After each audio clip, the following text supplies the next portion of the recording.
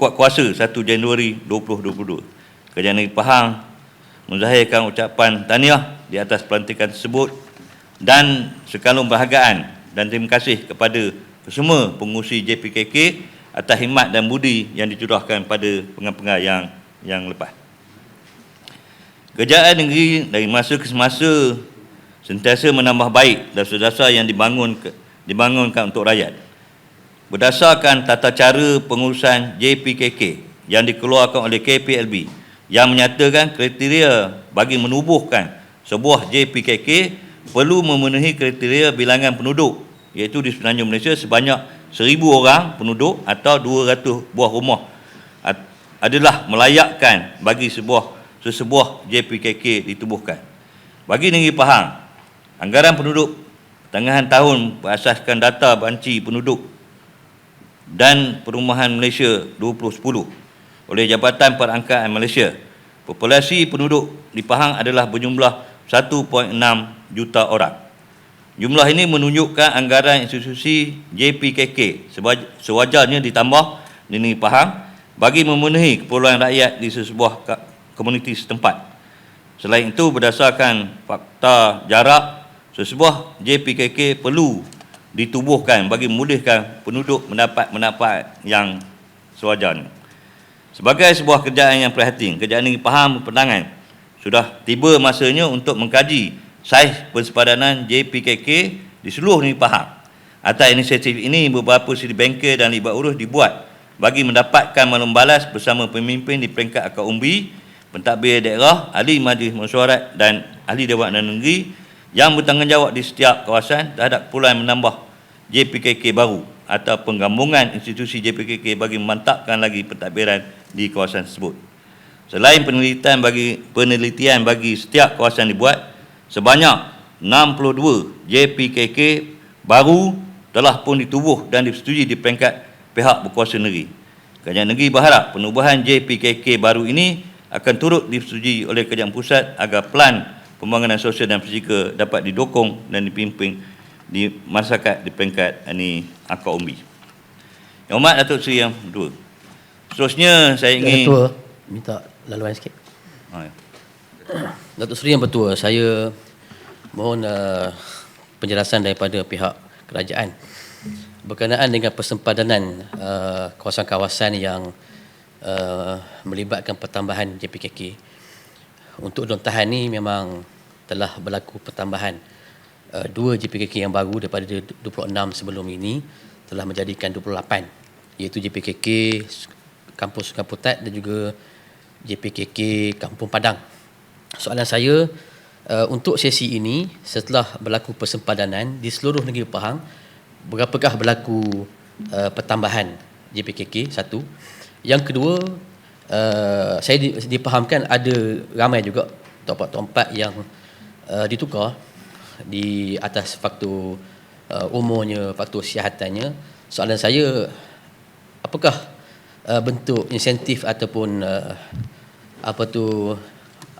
penghargaan lah yang diberikan kepada mereka, kerana ada setengah tu telah berkhidmat selama belasan tahun dan puluhan tahun. Terima kasih. Terima kasih.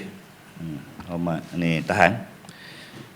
Bagi pertambahan JPKK yang baru yang dicadangkan adalah sebanyak 62 di seluruh Negeri Pahang.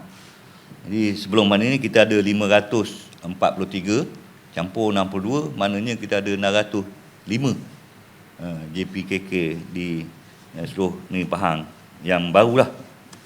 Keduanya mengenai penghargaan kepada tempat-tempat yang bersara ataupun yang pencing maupun yang sakit dan sebagainya. Sebenarnya ini adalah mengikut keperluan semasa lah untuk kita nak memberi sumbangan dan sebagainya. Setakat ini tidak ada satu panduan yang tetap kan, untuk kita beri sumbangan kepada pengurusi JPKK. InsyaAllah dengan pandangan Tahan ni kita cuba menambah baik dan mencadangkanlah untuk memberi semangat-semangat ni kepada pengurusi JPKK ni. Terima kasih. Yang Mat ni Rehan. Mau mencelah Datuk M. Tua. Ya. Mana? Berdasarkan kepada maklumat yang diberikan sebentar tadi, 62 JPKK yang baru akan diwujudkan, dan manakala 543 yang lama telah pun mendapat watikah. Jadi sekarang ni saya nak bertanya, agak-agaknya bilakah 62 orang yang baru tadi akan diberikan watikah untuk memulakan kerja mereka? Sebab di peringkat kampung dah tahu belaka dah. Jadi saya bimbang kalau lama nanti yang lama yang bertugas yang 543 tu dia tak jaga dah kawasan yang dapat pensebaran baru. Jadi dia biar je sebab dia kata dah ada dah nama dah diangkat. Jadi kalau bolehlah yang 62 ni tadi dapat segeranya supaya masing-masing dapat menjalankan tugas dan tanggungjawab seperti rakan-rakan yang telah pun mendapat watikah. Terima kasih Datuk M. Tua.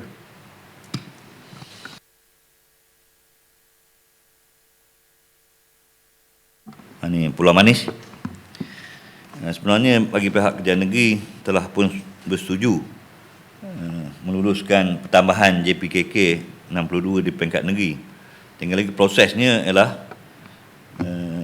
kita memohon kepada KPLB lah pertambahan ini 60. Jadi yang ini belum lagi mendapat ini jawapan daripada ini KPLB.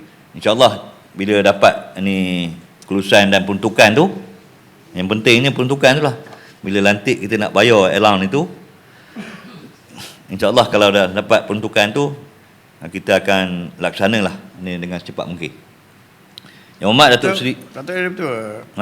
Sepatutnya kita mendapatkan dahulu keputusan dan persetujuan daripada PKLB.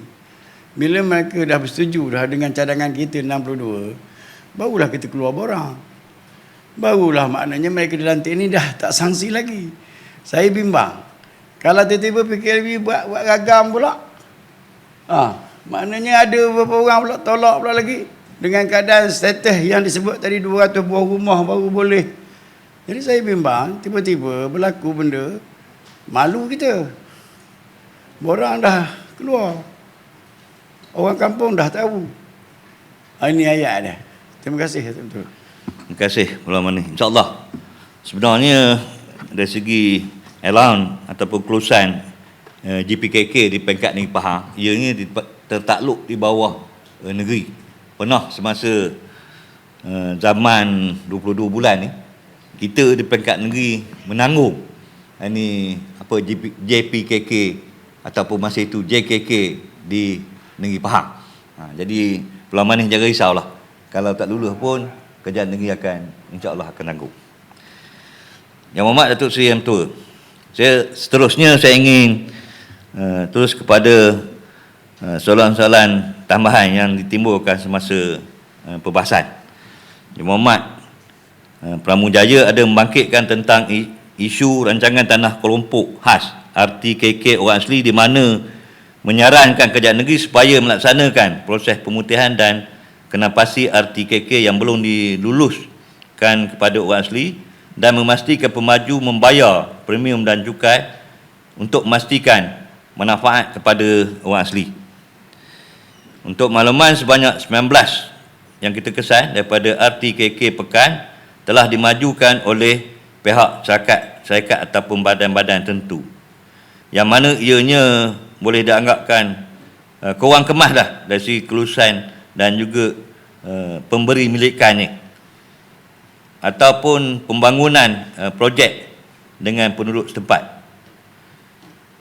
Pejabat Daerah Tanah Pekan telah melaksanakan mesyuarat penjelasan bersama JAKWA, ORAKO dan YB Dewan Undangan Negeri. Ini tak tahu manalah Pekan punya YB ni. Sebagai tindakan untuk mengumpulkan maklumat dan pemutahan tanah-tanah yang telah dimajukan. Dan mesyuarat susulan bersama badan-badan atau pihak tertentu tadi akan diadakan dalam masa terdekat bagi menyelesaikan isu RTKK ini orang asli tadi. Untuk makluman juga penubuhan orang asli corporation Sembahat ataupun Rako adalah berfungsi untuk memutihkan tanah-tanah di kawasan penempatan atau perkampungan orang asli yang diceroboh oleh syarikat atau individu. Termasuk jugalah pembangunan oleh agensi-agensi kerajaan yang korang kemas kepada enactment ini tanah negeri tadi. Kerajaan yakin dan percaya dengan kaedah begini akan memberi faedah yang baik kepada masyarakat orang asli di samping menjamin hak tanah tersebut kepada ini masyarakat orang asli. Seterusnya, YB ceka berkenaan isu jalan rosak, isu lampu jalan rosak. YB ceka memohon pembaikan dan penggantian 4 lampu jalan di Kampung Penjong yang telah pun rosak sejak tahun 2018. Terima kasih atas keprihatinan YB mengutara isu ini. Kerajaan negeri bersama pihak daerah Tanah Lipis akan mengambil tindakan segera bagi menyelesaikan masalah lampu jalan yang rosak ini. InsyaAllah dalam masa terdekat perkara ini akan diselesaikan. Jika terdapat sebarang aduan kerosakan mengenai lampu jalan ni, penduduk orang ramai bolehlah melaporkan melalui talian 15454 sebenarnya yang beroperasi 24 jam. Jadi lampu jalan ini yang bagi projek di bawah KPLB, sebenarnya KPLB hanya membayar bil saja. Untuk maintenance ni ataupun rosak, kita kena lapor kepada TMB. KPLB tak repair. Jadi tengok pada tiang lampu tu berapa nombor tiang tu, jadi kita call ini TMB untuk nak memastikan lampu tu menyala semula. Terdapat beberapa isu dan cadangan yang dibangkitkan oleh YB Tahan yang melibatkan portfolio saya. Pertama, YB Tahan mencadangkan kerajaan negeri membina jambatan yang lebih baik bagi menghubungkan Kampung Bantar dan Kampung Gusai. Memandangkan jambatan dia ada dibina oleh pihak persendirian diragui keselamatan. Untuk makluman, projek jalan perhubungan di perkampungan dari Kampung Tuik ke Kampung Mat Daling dan jambatan ke SK Gusai, Jelantut Pahang yang merangkumi skop pembinaan dan naik taraf. Juga jalan di Kampung Sat dan Kampung Bukit Mat Daling sebenarnya telah diluluskan di bawah program Jalan Luar Bandar ataupun JALB di bawah KPLB, dan status semasa projek ialah dalam peringkat penilaian ini tender. Ini saya tak perasan lah sama ada kita ada 100 projek. Jadi kita minta YB Tahan berhubung dengan saya untuk menentukan sama ada berapakah peruntukan yang telah dilulus dalam kelulusan 2020 sebanyak 390 juta tadi. Kedua, memohon kerajaan negeri memaklumkan status projek penyambungan paip air daripada Kampung Bantar ke Kampung Mat Daling. Projek bekalan air dari Kampung Bantar ke Kampung Mat Daling dan Kampung Tanah Pindah serta kawasan sekitar telah diluluskan oleh Kerajaan Persekutuan di bawah peruntukan Rolling Plan kedua Rancangan Malaysia ke-12, iaitu pada tahun 2022. Melalui projek air luar bandar BALB, dan kos keseluruhan berjumlah ini 5 juta. Ini apa? Wakil daripada Pulau Tawar tak ada. Tahan tak ada kan? Dengar je lah. Projek ini melibatkan skop awalan kerja pemasangan paip dari Kampung Mat Daling ke Kampung Tanah Pindah, pembinaan tangki sedutan baru di Kampung Mat Daling, pembinaan tangki perkhidmatan baru di Kampung Tanah Pindah, dan pemasangan paip retikulasi melibatkan anggaran 50 buah rumah akaun baru. Projek ini adalah peringkat pelantikan perunding reka bentuk yang dijangka selesai pada penghujung tahun 2022. Proses reka bentuk dan kelulusan reka bentuk dijangka akan diperoleh serta projek sedia ada untuk ditender pada penghujung tahun ini. Pembinaan projek jangka akan mengambil masa 2 tahun dan siap pada tahun 2025. Lebih kurang. Seterusnya, YB Tahan ada memohon pembinaan jambatan baru di Kampung Sungai Putat. Kerajaan negeri telah mohon peruntukan di bawah peruntukan Rolling Plan ketiga Rancangan Malaysia ke-12 bagi membina jambatan konkrit di Kampung Sungai Putat, Jelantut Pahang sebanyak 5 juta ringgit. Selain itu, memohon pihak kerajaan memaklumkan status urusan terduga peserta FEKRA Kampung Sepiar yang masih belum berkeputusan sejak temuduga tersebut diadakan Dewan Majlis Jantut pada tahun 2010. Pejabat daerah dan tanah Jantut sedang menyemak dan membuat pengesahan pelan racik yang dikemukakan oleh pihak FEKRA. Sekiranya semua dokumentasi adalah teratur, seksi undian lot peserta akan dibuat dalam tempoh 3 bulan. Ini adalah jaminan daripada pejabat daerah dan tanah Jantut. Seterusnya ialah YB IBAM juga ada membangkitkan isu jambatan gantung Sungai Rakuh yang telah musnah. Kerajaan negeri telah memohon peruntukan rolling plan yang ketiga juga, Rancangan Malaysia Ke-12, bagi menggantikan jambatan gantung di Kampung Rakuh, Romping sebanyak 12 juta. Kedua, YB IBAM juga ada membangkitkan tentang pendidikan anak-anak orang asli di pendalaman dan memohon kerajaan negeri melaksanakan program khas memberi penerangan kepada ibu bapa dan anak-anak orang asli tentang kepentingan pendidikan. Bagi perkara ini, kerajaan negeri bersama Yayasan Pahang dan Jakwa menjadikan pendidikan sebagai agenda utama dalam memajukan modal insan dalam kalangan masyarakat orang asli. Untuk makluman, Yayasan Pahang telah memperkenalkan program Baca Cepat Kawanku BCK untuk membasmi murid tidak boleh membaca seawal tahun 1 lagi. Pada tahun 2021, sebanyak program perintis 2 buah sekolah orang asli telah mengikuti program ini dan hasilnya semua murid yang mengikuti program ini sudah boleh membaca. Untuk tahun ini ianya akan diperluaskan kepada 7 buah sekolah orang asli lagi. Manakala pembangunan komuniti orang asli iaitu melalui program pembangunan tamadun masyarakat orang asli atau Pertama telah melatih lebih 700 orang bagi meningkatkan kemahiran mereka. Program ini juga melahirkan pembantu penggerak yang dikenali sebagai penaras pembangunan insaniah masyarakat orang asli, yang merupakan ejen merubah dalam komuniti mereka sendiri, termasuklah kepada ibu bapa dan kanak-kanak orang asli. Selain itu, Jakwa dan kerajaan negeri juga akan merancang pelbagai program pendidikan yang telah dan akan dilaksanakan di pelbagai peringkat, termasuklah di perkampungan dan pendalaman. Antaranya program pemufakatan pendidikan iaitu pengurusan ilmu dan motivasi kepada pelajar dan ibu bapa. Program bina insan serta bantuan-bantuan sokongan berbentuk bantuan peralatan, wang saku, makanan tambahan dan pengangkutan disediakan bagi memastikan anak-anak orang asli terus melanjutkan persekolahan mereka ke tahap yang lebih tinggi.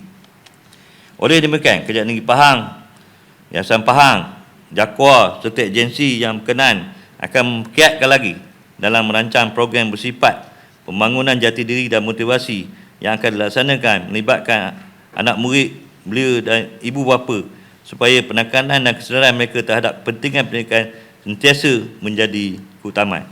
Terima kasih kepada YB IBAM. Yang berhormat Datuk Seri Yang di-Pertua, mohon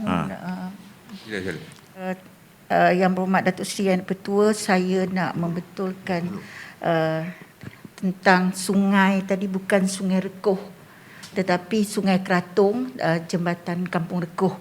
Jadi, terima kasih juga kerana memberi perhatian kepada anak-anak di perkampungan asli kita. Terima kasih. Terima kasihlah. Maknanya tak apa dengar ni, tak apalah. Lepas ni beritahulah nama yang betul. Jadi di kampung-kampung ni macam-macam nama. Saya ada 1,5 lebih nak ada 1,5 lebih. JPKK dia Sungai Rimau. Di Sungai Rimau pengurusi JPKK dia pula wanita. Jadi eloklah wanita jaga rimau ni. Kalau orang lelaki jaga rimau tak menjadi. Jadi tak apalah, di luar ni lah kita ambil nama orang betul. Yang hormat Datuk Seri Yang Bertua, akhir kata saya ingin merakamkan penghargaan kepada semua ahli yang berhormat yang telah menyuarakan pandangan serta cadangan penambahbaikan yang melibatkan Kepulauan Sasa di bawah portfolio saya. Saya menghargai segala cadangan dan teguran dan akan mengambil tindakan sewajarnya berdasarkan input yang diterima. Saya bersama jentera lah di bawah portfolio saya dari masa ke semasa sentiasa berusaha sedaya upaya untuk memastikan hak dan kepentingan penduduk Luar Bandar dan orang asli terpelihara justru kami sentiasa mengalu-alukan cadangan penambah baik dan sebarang bentuk kerjasama daripada semua pihak. Sekian, terima kasih. Billahi taufiq wal hidayah. Assalamualaikum warahmatullahi wabarakatuh.